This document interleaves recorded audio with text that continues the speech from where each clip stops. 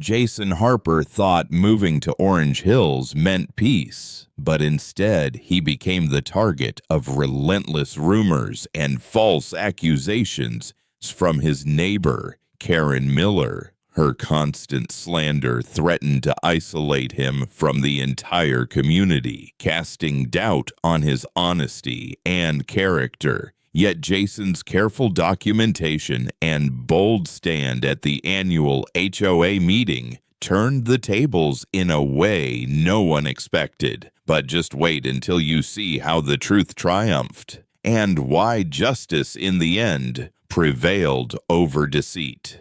Jason Harper had been looking forward to this moment for months. After years of searching, he finally found the perfect home in Orange Hills, a picturesque suburb with tree-lined streets, manicured lawns, and the promise of friendly neighbors. He imagined peaceful mornings sipping coffee on his porch, weekend barbecues with the neighbors, and a sense of belonging in a close-knit community. The HOA rules had seemed reasonable during the purchase. Common sense regulations about landscaping, trash bins, and property upkeep, but nothing about that ever prepared him for what was coming. For the first few weeks, everything seemed perfect. He waved to passing neighbors, attended small community events, and felt an ease he hadn't experienced in years. That calm, welcoming atmosphere made him even more certain he had made the right decision. But then came Karen Miller. Karen wasn't just any neighbor. From the outside, she seemed like someone who cared about her community. She always had a clipboard, always asking questions, and always had opinions about what others were doing wrong. Jason had first noticed her at a neighborhood picnic, standing off to the side, observing with sharp eyes and an almost imperceptible smirk. He assumed she was harmless, just a stickler for rules. But soon he realized her influence stretched far beyond mere opinions. It started subtly. Jason noticed a few strange glances when he was working in his yard. Then came the letters, polite at first, suggesting minor adjustments to his landscaping. Jason made the changes immediately, thinking he was keeping up with the community spirit. But the next letter arrived with a note about his fence. Jason had built a small, tasteful wooden fence along the property line, all fully compliant with city codes and HOA regulations. Yet Karen insisted it was illegal and claimed he had violated community standards. He tried to ignore it, assuming it was a misunderstanding. Then the whispers started. A neighbor here, a friend of Karen's there, mentioning the fence, the junk she insisted he was storing behind his garage. Jason knew he kept his yard perfectly clean. The idea that someone could distort the truth so easily, so convincingly, left him stunned. He replayed the interactions in his mind, searching for any clue as to why Karen would target him, but he came up empty. By the end of the week, the situation escalated. He discovered emails Karen had sent to the HOA board full of claims about unauthorized construction and unsightly clutter that didn't exist. She described things in detail that simply weren't there. Jason's initial shock turned into a boiling anger he couldn't ignore. This wasn't a simple neighborly complaint. This was an orchestrated attempt to damage his reputation, to make him appear careless, irresponsible, or even deceitful in front of everyone he had hoped to connect with. Sitting at his kitchen table reading the emails over and over, he felt a mixture of disbelief and fury. How could someone go to such lengths to misrepresent facts? How could a neighbor take pleasure in spreading lies? And most importantly, How could this affect his standing in the community he had been so excited to join? Jason's mind raced, every instinct telling him he needed to act, but he also had to keep calm. He couldn't respond impulsively, couldn't feed the rumor mill. The injustice of it all sparked a fire inside him. He knew that if he didn't confront it, it would grow, metastasize, and perhaps even change how the HOA viewed him forever. Jason clenched his fists, took a deep breath, and made a silent vow. He would not let lies define him. He would not be the silent victim of someone else's vendetta. His anger was sharp, real, and all-consuming, but it was also the first spark of clarity. This wasn't just about offense or a few emails. This was about defending his integrity, standing up for himself, and reclaiming the sense of safety and trust he had expected in Orange Hills. From that moment on, Jason's life became a careful balancing act of documenting, observing, and planning. The simmering anger in him wasn't destructive. It was catalytic. It was the fuel he would need to face the storm Karen had unleashed. And deep down, he knew that the confrontation was inevitable. Sooner or later, he would have to take the battle directly to her, in front of the whole HOA, and reveal the truth that no one could ignore. What started as whispers soon turned into an avalanche. Jason Harper watched with growing unease as the subtle suspicions about his property began to bloom into full-blown gossip across the Orange Hills community. Every casual wave or friendly nod he offered was met with hesitations, half smiles, or the quick exchange of glances that made him feel like an outsider in the neighborhood he had so eagerly joined. It wasn't just Karen anymore. Her rumors had a life of their own, spreading like wildfire through the grapevine, fueled by curiosity, judgment, and the irresistible pull of scandal. Jason tried to shrug it off at first, telling himself that people were simply misinformed, that the truth would eventually come to light. But the reality was harsher. Invitations to block parties, weekend barbecues, and casual coffee gatherings stopped arriving. Friends he thought he could count on began avoiding him, subtly at first, then more obviously. One afternoon, he walked past a group of neighbors chatting by the park and caught their conversation drifting to his property. They weren't saying anything mean outright, but the hushed tones, the sharp looks, the nervous laughter, all of it hit him like a physical blow. He felt the weight of invisible judgment pressing down on him. Letters began arriving in his mailbox almost daily. Each one carried the same tone, concern veiled as complaint, a supposed duty to protect the community, and all signed with Karen's name.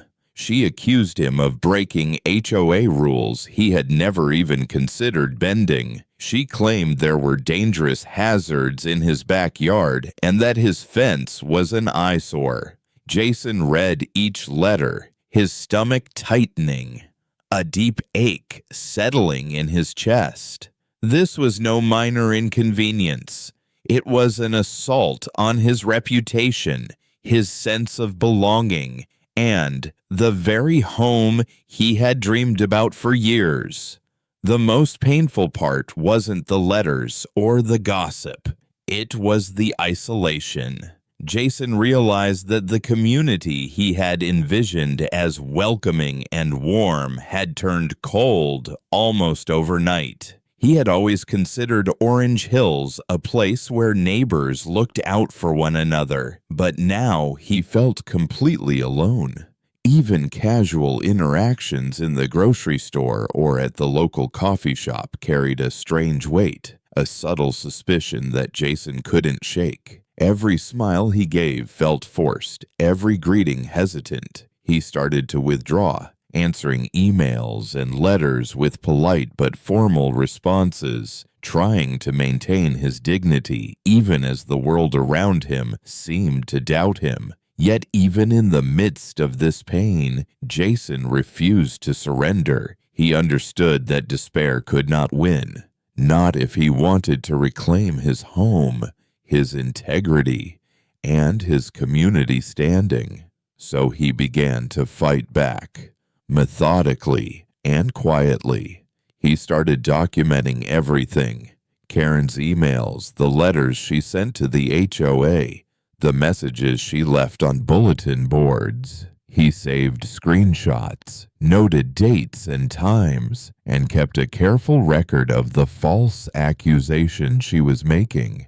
Every entry in his growing folder of evidence was a reminder of the cruelty he was enduring, but also a promise to himself that he would not be defeated. The process became a lifeline, a way to channel his frustration into something productive. Each documented lie, each detailed note of Karen's relentless attacks was another step toward reclaiming his voice. Jason realized that while he couldn't control the gossip, he could control how he responded. The pain was real, sharp, and suffocating, but it also fueled his determination. He refused to let the lies define him.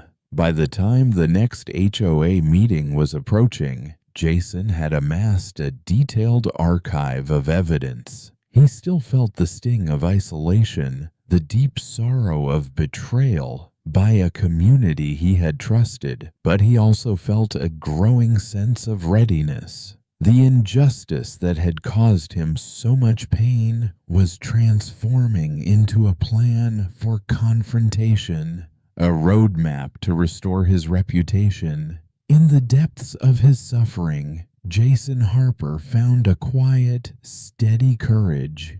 He would face Karen not with anger alone, but with undeniable truth. The weeks leading up to the annual HOA meeting were tense, filled with anticipation and a quiet, simmering determination. Jason Harper had spent countless hours organizing the evidence he had collected, meticulously compiling every email, letter, and message from Karen Miller. Each document told the same story: a relentless campaign of false accusations aimed at tarnishing his reputation. The pain of the previous months still lingered, but now it had transformed into resolve. Jason realized that this meeting was more than just a chance to defend himself. It was an opportunity to restore justice and reclaim his place in the Orange Hills community. He rented a high-powered projector and arranged to display his presentation on a 30-foot screen, large enough for everyone in the hall to see every detail. For days he rehearsed, fine-tuning the order of emails, highlighting patterns, and preparing notes to calmly explain the context of each false claim. He knew this was not just a technical challenge, it was a moral one. The goal was not to humiliate Karen, but to reveal the truth in a way that could not be ignored, misinterpreted, or dismissed. When the day of the meeting arrived, Jason's nerves were electric. As he set up the projector and arranged the slides, he could feel the energy in the room shift. Neighbors murmured among themselves, glancing curiously at the towering screen and the stack of papers Jason had brought. Karen, dressed in her usual sharp attire, took her seat at the front, a smug expression on her face. Confident that her campaign of misinformation had already swayed opinion in her favor, Jason's heart pounded, but he took a deep breath, centering himself on the evidence before him. The meeting began, and as Karen launched into her prepared speech, Jason waited for the right moment. Then, with a quiet click of the remote, the first email appeared on the massive screen. One by one, each of Karen's messages unfolded, their contents undeniable. Accusations about illegal fencing, fabricated claims of junk on his property, complaints about non-existent hazards.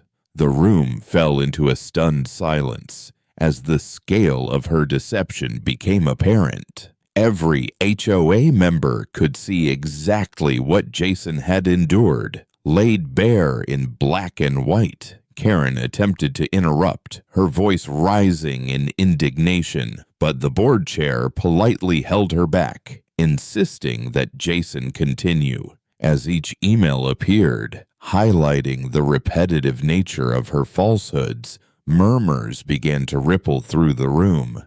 Eyes widened, jaws tightened, and a tense hush replaced the casual chatter that had filled the hall before.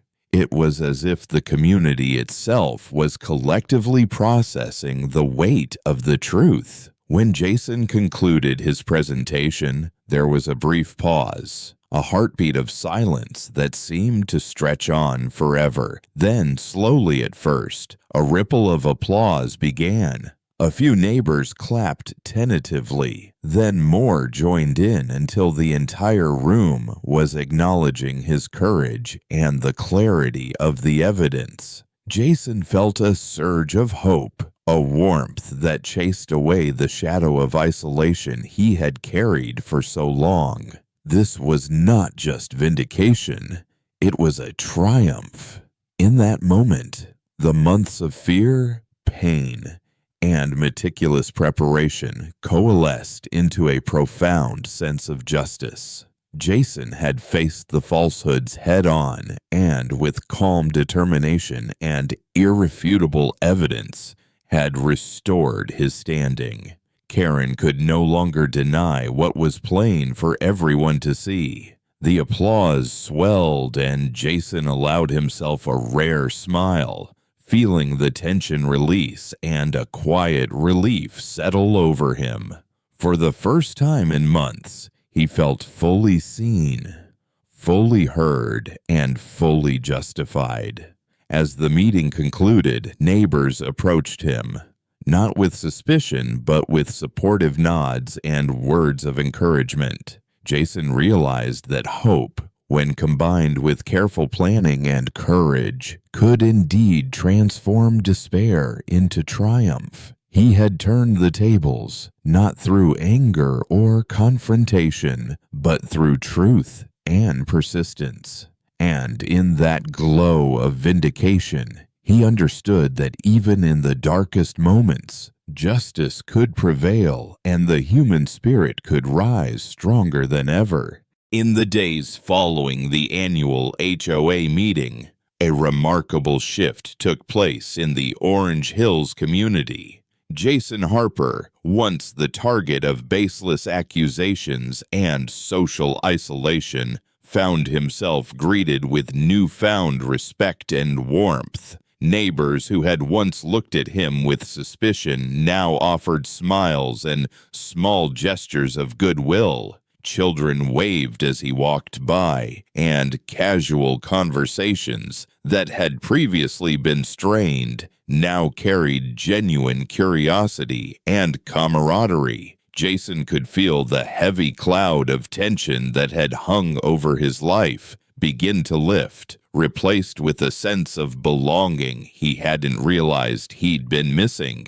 The ripple effect of the meeting extended far beyond personal vindication. People began to talk about the dangers of gossip and slander, reflecting on how quickly falsehoods could erode trust and fragment communities. Jason's example became a catalyst for awareness. His courage in confronting Karen Miller's relentless rumors demonstrated that one person's dedication to truth could illuminate the path for many others. Meetings that once carried a casual, routine tone now included discussions about accountability, integrity, and the importance of evidence-based dialogue. The community was quietly transforming, inspired by the clarity and bravery Jason had shown. Neighbors approached Jason with questions, often sharing stories of their own experiences with rumors or misunderstandings. Each conversation reminded him of the profound impact honesty and perseverance can have, not only on one's personal life, but on the well-being of a community as a whole. Parents explained to their children how Jason had handled a difficult situation with calm determination rather than confrontation, framing it as a real-life lesson in integrity. Local HOA members used his case as a teaching moment for new residents, emphasizing how careful documentation and respectful communication could prevent misunderstandings from spiraling into crises. Even Karen Miller, once so emboldened by her attempts to manipulate perception, found her influence irreversibly diminished.